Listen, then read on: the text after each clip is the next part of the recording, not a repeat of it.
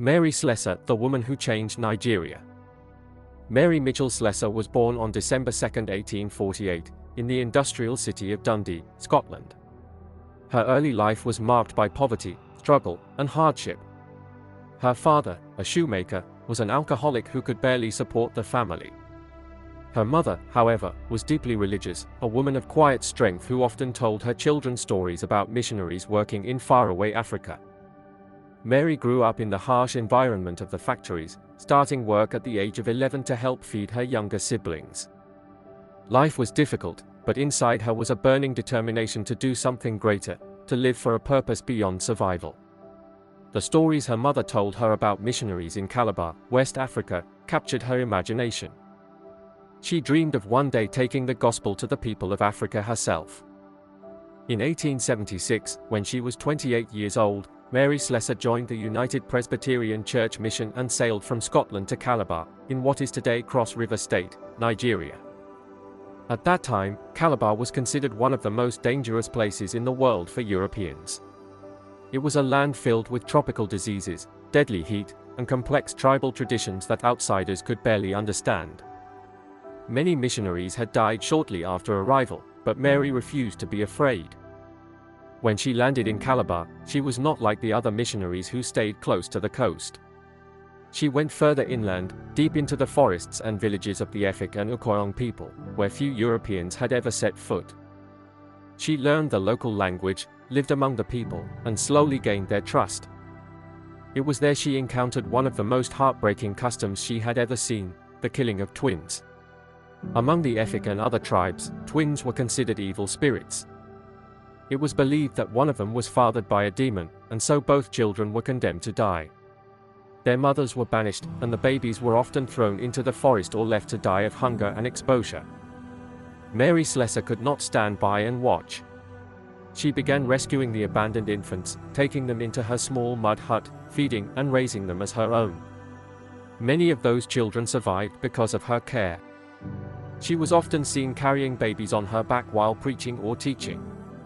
Over time, her courage and compassion began to change the beliefs of the people. The practice of twin killing slowly declined as villages began to see that nothing evil came from the children Mary saved. Her bravery extended beyond rescuing children. She worked tirelessly to stop tribal wars, slavery, and violent customs. When local chiefs and warriors saw that she was not afraid of them, they began to listen. She walked unarmed into villages during times of war, negotiating peace between rival tribes. She became a respected mediator and judge in local disputes. Mary lived like the people she served. She wore simple African clothes, ate local food, and slept on mats. She refused to build a large mission house or demand special treatment because she wanted the people to see her as one of them. Her humility won hearts in a land that had long mistrusted outsiders. In 1892, her influence grew so strong that the British government appointed her as vice-consul and later as magistrate of Ukoyong, an extraordinary honor for a woman and a missionary. She presided over cases involving murder, marriage, and land disputes. Her sense of fairness earned her the title, the White Queen of Ukoyong. But she never ruled by fear or authority. Instead, she ruled by love, patience, and understanding. Mary's health suffered terribly.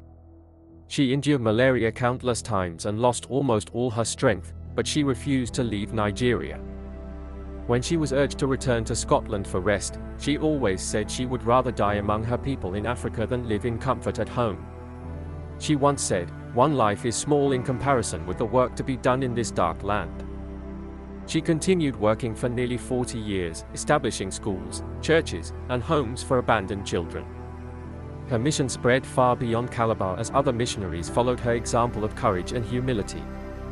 In her final years, her body grew weak, but her spirit never faded. Even when she could no longer walk long distances, she traveled in a hand-pulled cart, continuing to visit villages and encourage her converts. In January 1915, she became ill once more and passed away peacefully in her mission house at Uzikot Oku, near Calabar. The people mourned deeply. Thousands came to pay their last respects to the woman who had once been a stranger in their land but had become a mother to them all.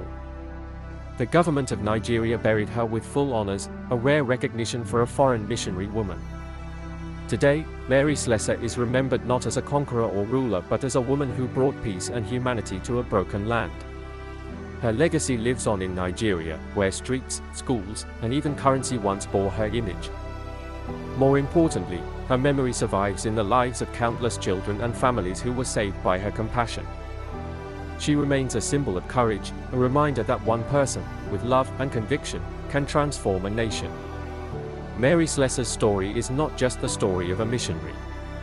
It is the story of how empathy can overcome superstition, how faith can break barriers, and how a woman from the slums of Scotland became one of Africa's greatest heroes. Subscribe to the Untold World for more forgotten history.